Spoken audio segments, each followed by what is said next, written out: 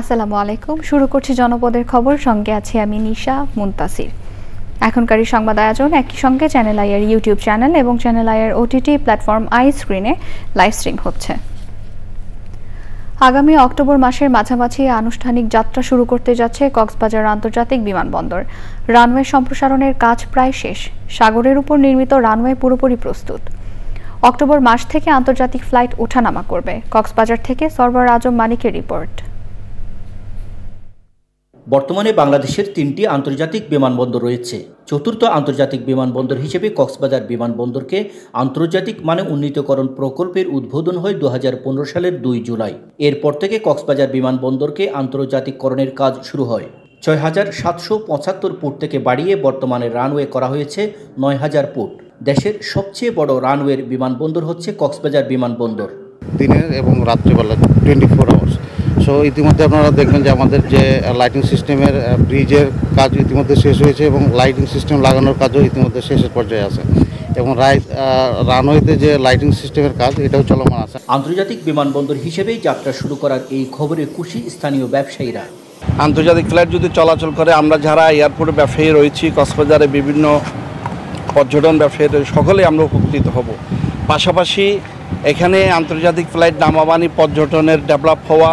কক্সবাজার যদি আন্তর্জাতিক হাব হয়, আন্তর্জাতিক ফ্লাইট পরিচালনা করে, তাহলে আমাদের ব্লু ইকোনমি খুবই সম্প্রসারিত হবে। আমাদের কক্সবাজারের মানুষের দীর্ঘদিনের একটা লালিত স্বপ্ন। অক্টোবর মাসের মাঝামাঝি সময়ে যাত্রা শুরু করবে কক্সবাজার আন্তর্জাতিক বিমানবন্দর, বলছেন বেবি চক চেয়ারম্যান। আমাদের সমস্ত চেষ্টা আছে, যত কষ্ট হোক, যত কাজের ব্যস্ত থাকুক, আমরা সেটা বাস্তবায়ন করার জন্য যা করা সবই করব। কক্সবাজার আন্তর্জাতিক বিমানবন্দর চালু হলে পৃথিবীর বৃহত্তম সমুদ্র সৈকতে পর্যটকদের ভ্রমণ আরও সহজ হবে। সাগরের উপর নির্মাণ করা হয়েছে এই অতিরিক্ত আন্তর্জাতিক এয়ারপোর্টের রানওয়ে। চতুর্থ আন্তর্জাতিক বিমানবন্দর হিসেবে যাত্রা শুরু করতে যাচ্ছে কক্সবাজার আন্তর্জাতিক বিমানবন্দর। এর মাধ্যমে পর্যটন ও অর্থনীতিতে নতুন ধার উন্মোচিত হবে বলে মনে করছেন সংশ্লিষ্টরা। কক্সবাজারের সম্প্রসারিত রানওয়ে থেকে সরওয়ার আজম মানিক, চ্যানেল আই। তিস্তা নদীর উপর নির্মিত ১,৪৯০ মিটার দীর্ঘ মৌলানা ভাসানী সেতুর উদ্বোধন করেছেন স্থানীয় সরকার, পল্লী উন্নয়ন ও সমবায় মন্ত্রণালয়ের উপদেষ্টা আসিফ মাহমুদ সজীব ভুইয়া।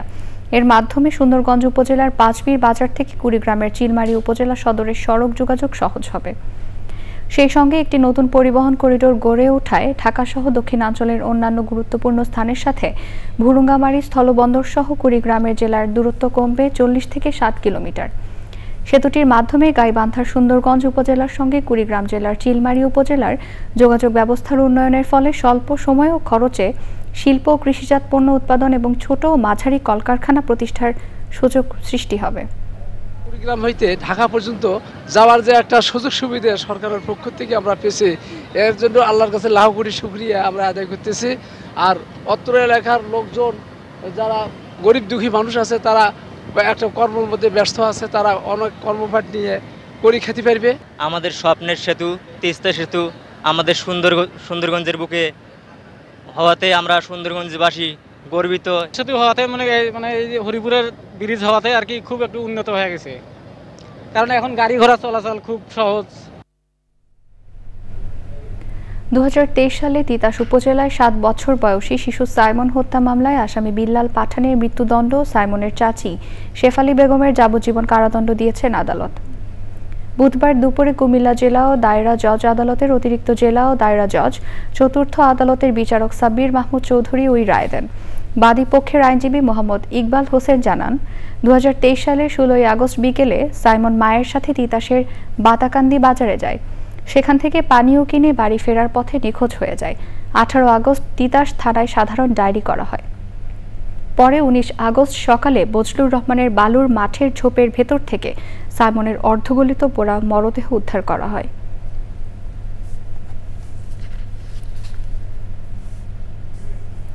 এবারে প্রতিনিধিদের পাঠানো তথ্য ভিডিও চিত্র নিয়ে সাদিয়া ওমরের রিপোর্ট। দীর্ঘ ১৮ বছর পর বাগেরহাটের ফকিরহাট উপজেলা বিএনপির দ্বিবার্ষিক সম্মেলন হয়েছে। প্রধান অতিথি ছিলেন বিএনপির খুলনা বিভাগীয় সাংগঠনিক সম্পাদক অনিন্দ ইসলাম অমিত।